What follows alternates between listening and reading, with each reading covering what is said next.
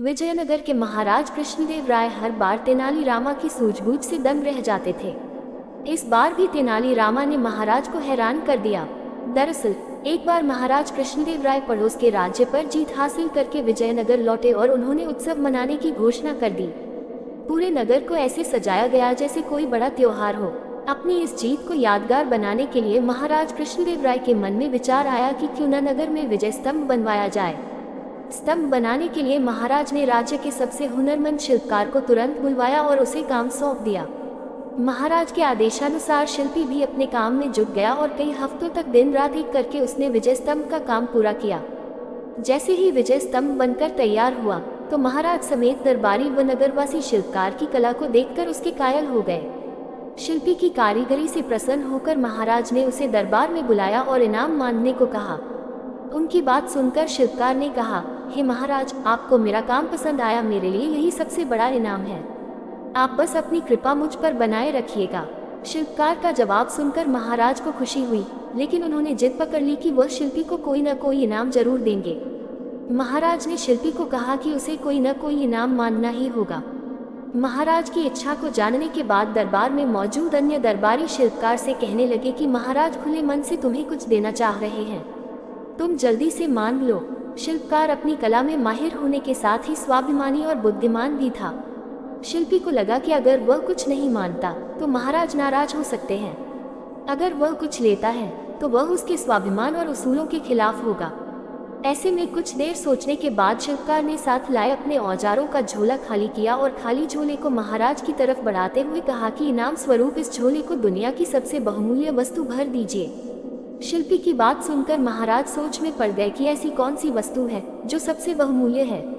काफी देर तक सोचने के बाद महाराज ने दरबार में मौजूद राजपुरोहित व सेनापति समेत अन्य दरबारियों से इसका जवाब मांगा। घंटों सोचने के बाद भी शिल्पी को क्या दिया जाए, इसका उत्तर किसी को समझ नहीं आया। किसी से भी संतोषजनक जवाब न मिलने पर महाराज झल्ला गए और शिल्पी से कहने लगे कि इस दुनिया में हीरे जवाहरात से बढ़कर और क्या कीमती हो सकता है। चलो, मैं तुम्हारा ये झोला उसी से भर देता हूँ। महाराज की बात सुनकर शिल्पी ने इनकार में सिर हिलाते हुए कहा, नहीं महाराज, हीरे जवाहरात इस दुनिया में सबसे कीमती नहीं है। मैं वो कैसे ले सकता हूँ। संयोगवश उस दिन तेनालीरामा दरबार में मौजूद नहीं थे। किसी से भी समस्या का समाधान न मिलने पर महाराज ने तुरंत तेनालीरामा को बुलाने का आदेश दिया। महाराज का संदेश मिलते ही तेनालीरामा तुरंत दरबार की ओर निकल पड़े। रास्ते में ही सेवक ने तेनालीरामा को महाराज की चिंता का कारण बता दिया। दरबार पहुंचते ही तेनालीरामा ने सबसे पहले महाराज को प्रणाम किया और फिर सभा में मौजूद अन्य लोगों का अभिवादन किया। महाराज की व्याकुलता को देखते हुए तेनालीरामा ने सभा में ऊंची आवाज में कहा, जिसे भी सभा में दुनिया की सबसे बहुमूल्य वस्तु चाहिए वह सामने आए। तेनालीरामा की बात सुनकर शिल्पी आगे आया और अपना खाली झोला तेनालीरामा की ओर बढ़ा दिया। शिल्पकार से झोला लेकर तेनालीरामा ने उसके मुंह को खोला और हवा में 3-4 बार ऊपर नीचे हिलाकर थैले के मुंह को बांध दिया। इसके बाद तेनालीरामा ने झोला शिल्पी की ओर बढ़ाते हुए कहा कि अब आप ये झोला ले सकते हैं, क्योंकि मैंने इसमें दुनिया की सबसे कीमती वस्तु भर दी है। शिल्पकार ने भी झोला थामते हुए तेनालीरामा को प्रणाम किया और फिर महाराज से अनुमति लेते हुए औजार उठाकर सभा से चला गया। ये दृश्य देखकर सभा में मौजूद सभी लोग अचंभित रह गए। महाराज ने उत्सुकता जताते हुए तेनालीरामा से पूछा कि शिल्पी को खाली झोला देने के बावजूद भी वह बिना कुछ कहे ही क्यों चला गया।